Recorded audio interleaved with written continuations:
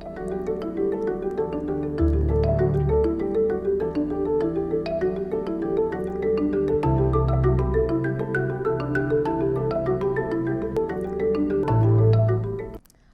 and welcome to CAN TV Conversations. I'm Jade Nash. Today, we're discussing the recent protests in downtown Chicago and how community activists are leading a movement. Joining me now is Rabbi Michael Ben Yosef. He's the founder of the Chicago Activist Coalition for Justice. Thank you so much for being here. I understand there is a lot happening, not just in Chicago, but in the country right now regarding police violence.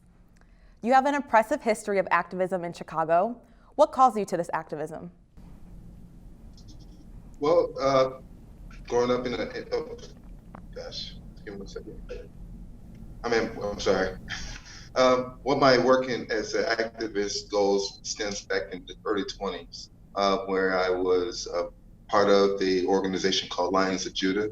And we were like just activists in the suburbs doing things in the community, and just more like beginning there. But as a advocate, I was also subject to having police brutality towards myself. Almost racially murdered by 8 all-white cops in Madison, Illinois. So that was the beginning of myself as being involved, trying to advocate, stand for families, and also victims that have been subjected to this violence of police brutality.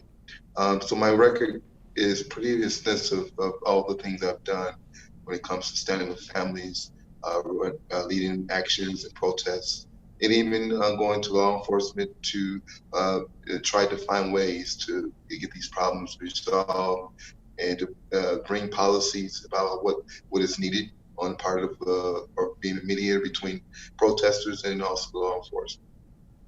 This week, we've continued to see marches and vigils in honor of Adam Toledo throughout Chicago. What was your initial reaction when you first heard the news of Toledo's death?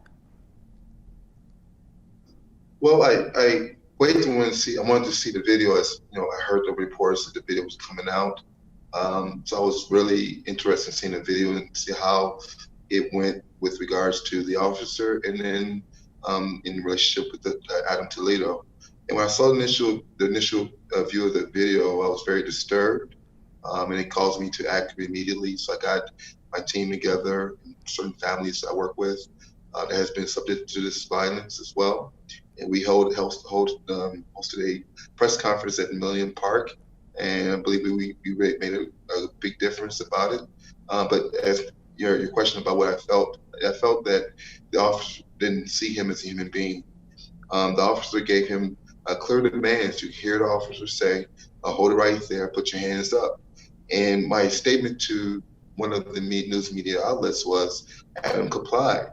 The reason we complied because, you know, he felt himself to be where he's in trouble. And he felt that there's no way for him to hide at this point, if he was up to something, that his surrendering to the officer, the authority and on duty was his actions, and therefore he complied very much so, and the camera does show that.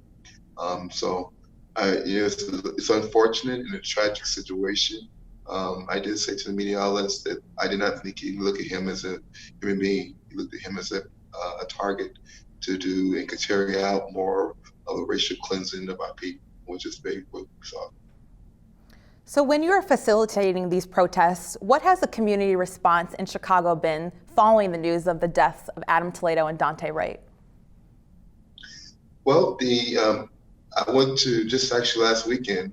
I went to Minneapolis, and it's crazy out there. I mean, the protest is like you could feel the energy of anger, and oh gosh, the light went off. You could feel the anger and the frustration, because they have literally over 20 years, over maybe 400 plus murders. When I was there was another murder when I was there in Minneapolis from an officer there. So that just goes to show how deep rooted the racism is there in that area. When it comes to Adam Toledo here in Chicago, the actions pretty much are like It's pretty much the same like we did with the Rekia Boyd and with Harith Augustus, Laquan McDonald. These stories are, getting great attention, media attention, and anger is coming out. Organizations are coming together to stand with their family and to say that we're just not going to tolerate racial murder of our people. And this is what we have seen. They're still under a federal consent decree that was introduced during the time of Laquan McDonald. And a lot of the times that we're complaining, which is because that they're supposed to have meet deadlines that they have not met, which is talking about the Chicago police. They have failed several times meeting the guidelines of what's supposed to be done in deadlines. That is why we're trying to put forth a civilian oversight committee, which is called CPAC. I'm in support of that program that gives the community the power to oversee these cases, to ensure that whatever is going on with this investigation, that the city and the citizens are getting transparency, because we just cannot believe that COPA, which is the oversight committee, or police to police, as you want to call it, we just don't feel confident the transparency will be to our making and liking. So we just want to have an independent oversight, which the citizens has the power and control of what we're seeing in the police. Can you speak a little bit more about what it's like being out there leading protests in the community and these conversations that come along with it? Does it feel like a movement's even happening? Yeah, absolutely, it's a movement. It's happening all over the world, even in the United States. When the murder of George Floyd and Breonna Taylor and countless names, you've seen an outcry. And when George Floyd was murdered, the first thing he did was call for his mother. And I believe that touched the hearts of all people around the world, that your last breath is calling for your mother, and which he could not get anybody to help him. He felt helpless, and he felt that if he couldn't do anything, which is to do that. So the emotions on the boots on the ground is very tremendous. You could feel the energy.